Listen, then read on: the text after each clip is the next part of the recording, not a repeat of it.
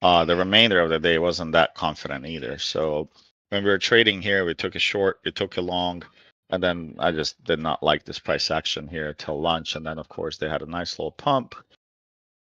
They were framing higher pretty much, I would say on all time frames here shortly after, but they did create a double distribution. I gave you guys a heads up early on if they cracked that A high that we had, that there was a potentially a chance they're going to create this and have a trend day. We were targeting actually 85 or something like that.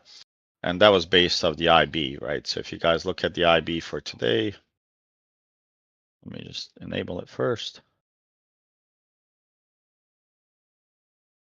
So it was this level, I would say right here somewhere, about 90. No, it was different. I'm sorry. Hold on. Can't see the IB. So it was 1.5 basically of the IB that I was targeting if they're to go super trend day, but they did not, right? We stayed below the IB 2x, which indicates what? Normal variation day. Yeah, it's just a normal variation day, right? So it's not like they're super confident in this auction. I think we can see a little bit more, right? Run. I would expect us to go into this area, 103 or so. Somebody can go. MSN23 has a hot mic. Got it. If we're able to, we'll find it on the daily levels here. If we can find what's the key level they have to hold, then you can expect them to eventually drive this towards the 103. So I'll go back on my, I would say, before I do actually, I did promise to explain somebody the level I had there. So the 74, 75 level, somebody asked what that was. I want to see if you guys see it now. And that level is this line right here. Maybe a little higher, but right there. Does anyone see why would I post, like tag that there? Wow, screen looks blurry to me. Is it everybody else or just her? Yeah, it's pretty blurry for me too. It's in here. Oh. Yeah, same here. Might be, I mean, might I be the can't read Discord. anything. I can see like the TPO and your levels kind of, but it's hard to read the numbers. Okay, hold on 1 second. I don't know how to make this a little bit bigger here. That doesn't do it.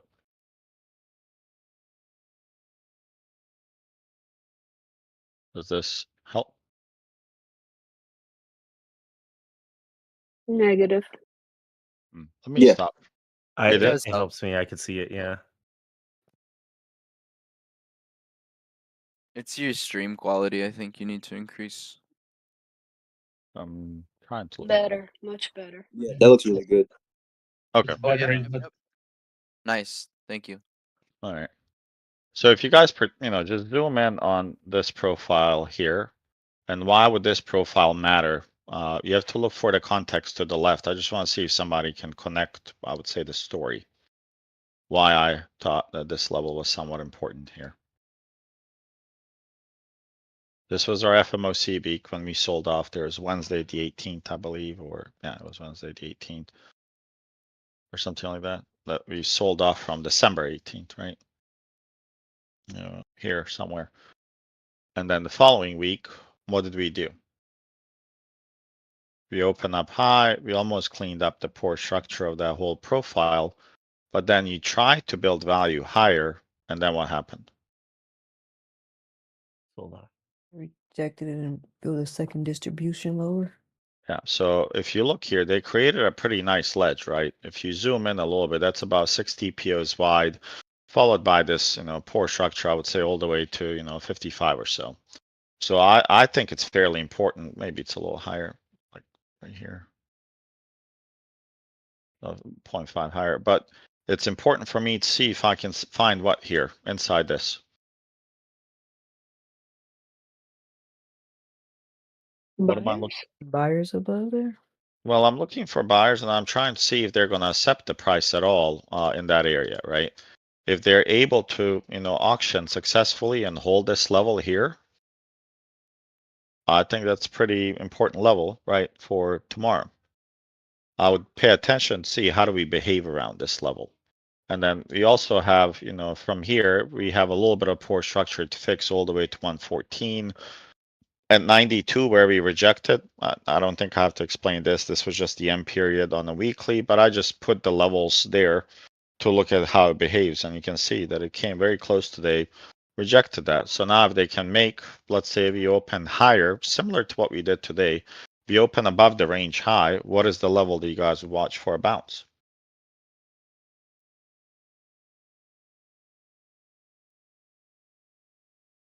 If you open up, if you think about value, remember the 6 opening types and within value? Do you guys recall that from volume profile class? Anyone? Yes. What is it that we can't lose when you open higher than previous day's range? Previous day high.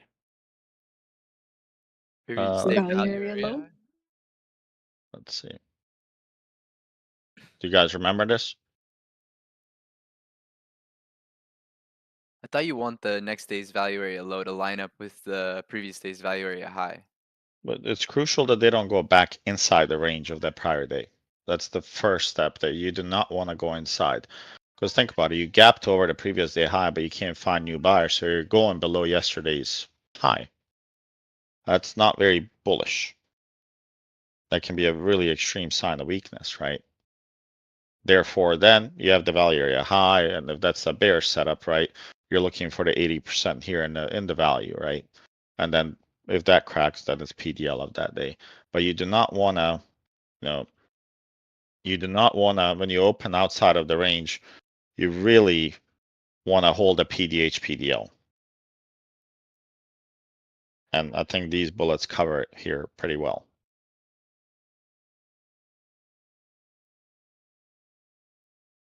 Does it make sense now? Yes. Yeah. So it's important they, you know, they hold this tomorrow in terms of if they can open it, they got to hold it.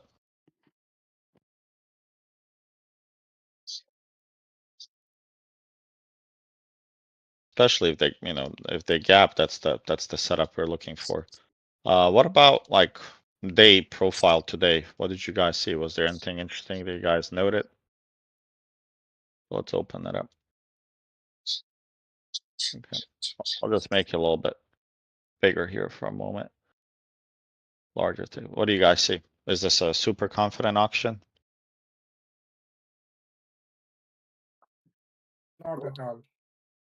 Say it again. No, it does not look like that. It doesn't, but it is, right? So whenever you have a double distribution day and it ends up in a trend day, let's say you close at the value area high, what is that indicating? Prices accepted. There's a high chance they're going to continue tomorrow. So for me, as long as they can stay, you know, ultimately here, there should be some single prints. I don't think they encroached inside the 72 today because I got missed by the order there. So this is the range I was looking for today, right? They came in, you know, I would say very close. You guys will see it here now. So this is what we were waiting for, a few of us, right? And then they came in a little short, and then of course they just went in and they cleaned up the overnight high, which was 78.25.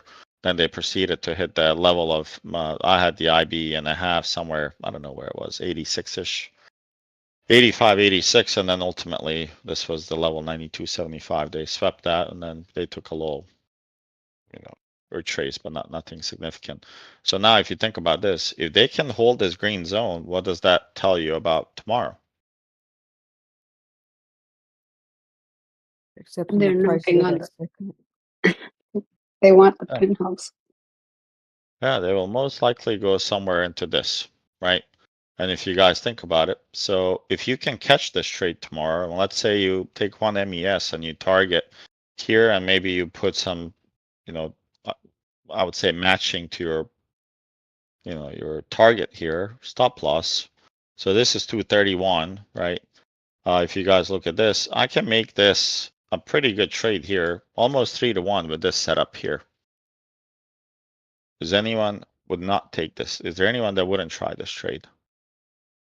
Yeah, hope we get that because market is already at 6102.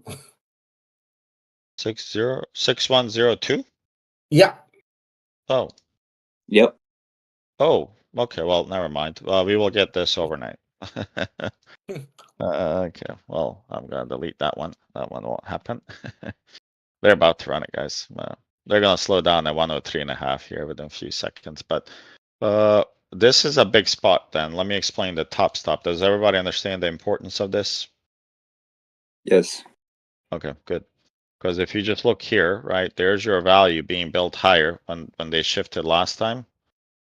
And now if you expand it, right? So if this is the area that we're looking to get back in, we accumulated here, sold off, then we made higher highs, and then we had a really bad auction here, right? Kind of leading to the all-time highs. And then look, they accumulated here in this zone for a bit, and then they had this massive sell-off in FMOC. Now they're coming back to see, hey, can we get back inside here? If we crack this level, what do you expect? All-time highs. All-time highs, but this could get really, really bullish immediately, right? Because then they would create a really crazy frenzy, in my opinion, if they're able to execute something like this. This will be the next target we are looking at really, really fast. 62.79. I'm thinking about, April, May, this would be reached or sooner if they're able to get inside, not get rejected. Okay, so let's keep an eye on that. They can also get inside of here, and you can look for POC from this zone so you know where the volume was. And you can definitely mark this here. I would mark this a little bit, maybe wider. I would definitely mark this level, right? Because this is going to be your high volume node of sell-off, and I would definitely want to be aware of it. So I would keep an eye on this maybe tomorrow or day after, since they're already here. This is doable tomorrow morning. Wow, that is pretty insane that they already did that. Yeah, they're gonna tap this 103 here shortly. And they have a poor high here. Shorty, I have a value area high at 103.5. That's what I From have. oh, okay. So same thing, right? And Yeah. and we have a spike from yesterday. I mean, can this be the trade overnight? Touch that, go back to the spike base, and then launch?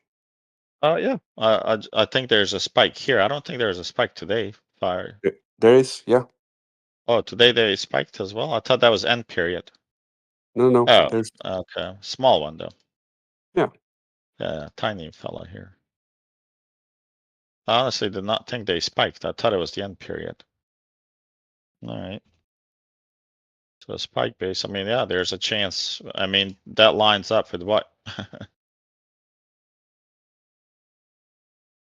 So if you think about it, your RTH PDH is actually here, right? This would be the end period. So that would be potentially this zone here might be the rocket zone if they offer that. If they do, this would be a pretty good potentially buy. Okay. I'll definitely watch this.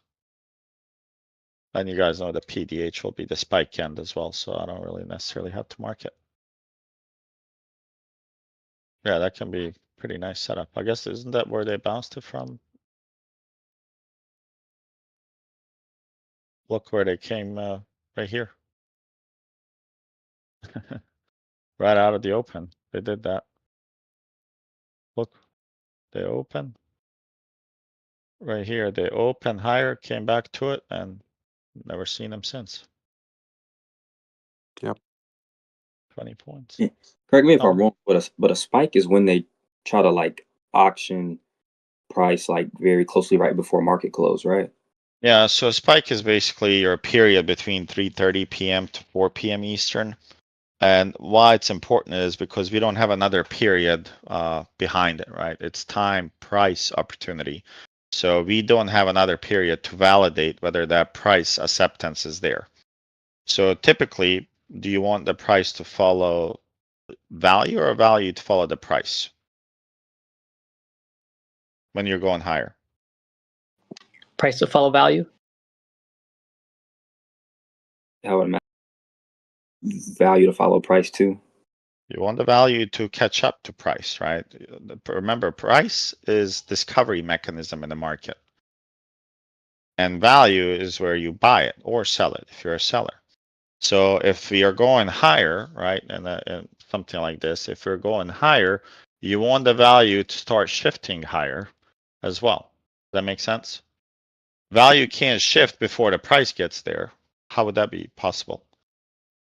It could be that there's, all-time sellers and, limit sellers orders there, and maybe these people believe the value is there, right?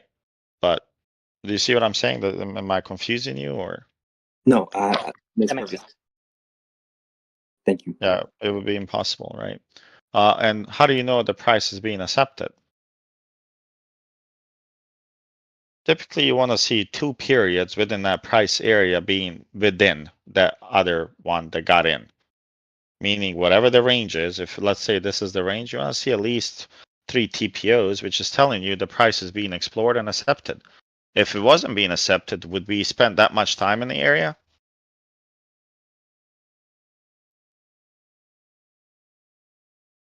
When you find access No. on a profile, why is there access like unfair high or unfair low? Why is that there? On the time frame buyer stepped in. They believe the price shouldn't be there.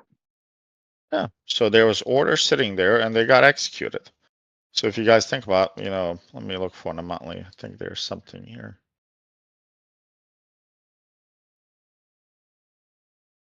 So if you look this, what is this telling you on the bottom here? Is this what you're expecting to see from a bounce? No, that's not confident. No, it's not confident. It's not other time frame participants. It's a technical bounce, right? And it's pretty good so far. But look where we're coming right now. Did anyone talk about this December level? When last watch list, we said if you do this, there's a high chance you can explore the opposite side on a monthly. We gave it more time, but they said no, we need less. We can just run. So what are we getting on the monthly here? This is, Tom, what you're talking about, just FYI. Looks like a retest short. Yeah, I mean, this is now you're accepting the value, right? And you want to see who's supposed to be here. Where's my fella that sells shoes, that has a shoe business? He just had a baby. Oh, he just had a baby. Oh yeah, I forgot. Yep. So he should be interested in selling shoes here, especially if he bought shoes way low here. He should be selling here. Why is that?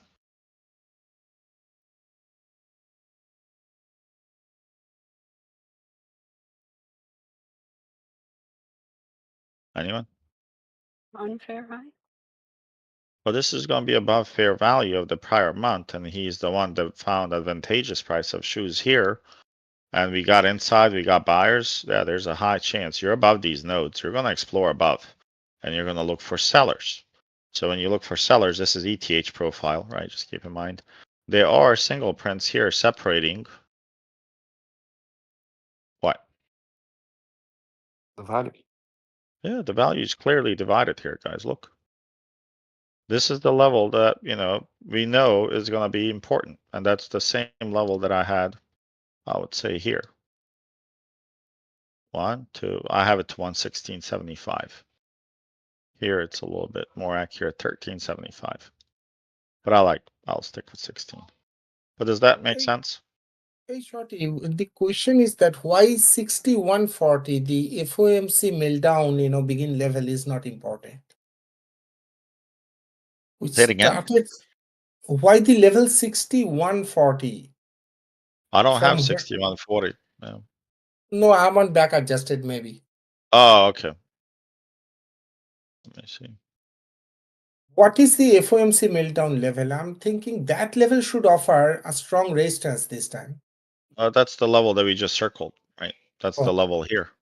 That's where the seller aggression came in. So the reason why you're able to tell that, right, is that you have the low here. And let me just, I guess, fill it different. So you have that low there, right? And then you have the same low, higher lows being created here. Then they had a little trap right here. So you had 3 times visit to that, right? And then of course, everybody on Twitter was like, "Oh my God, this is nothing more but a bull flag," right? It looked like something like that to them, and they started buying here. And if somebody's buying their market and the offer is so low and so aggressive that it pushes through here, that's the area you want to be aware of. Does that make sense? Because that's where the initiation of those sellers showed up. So that's why we also have single prints, because we never closed the gap overnight. Yeah. Right. That's ETH. So the aggressive sellers were here because they were the one that initiated the trade. So now we're coming back to revisit them. This might not be a bad spot, at least for me, to peek above, and I might look for some SPY puts longer dated, right? I would look for sometimes past March, maybe April. I would look for some puts on SPY. And this is also, if you have a long-term portfolio, this is how I hedge my portfolio, right? And I posted today in the main chat, I'm up year to date, right? 21 days in, I'm a 16% return on my investment portfolio. But this market's not that high. It's not, 16% year to date now. You do that by, figuring out your portfolio side, how much do you need to hedge to offset the losses, and then I play it that way, right?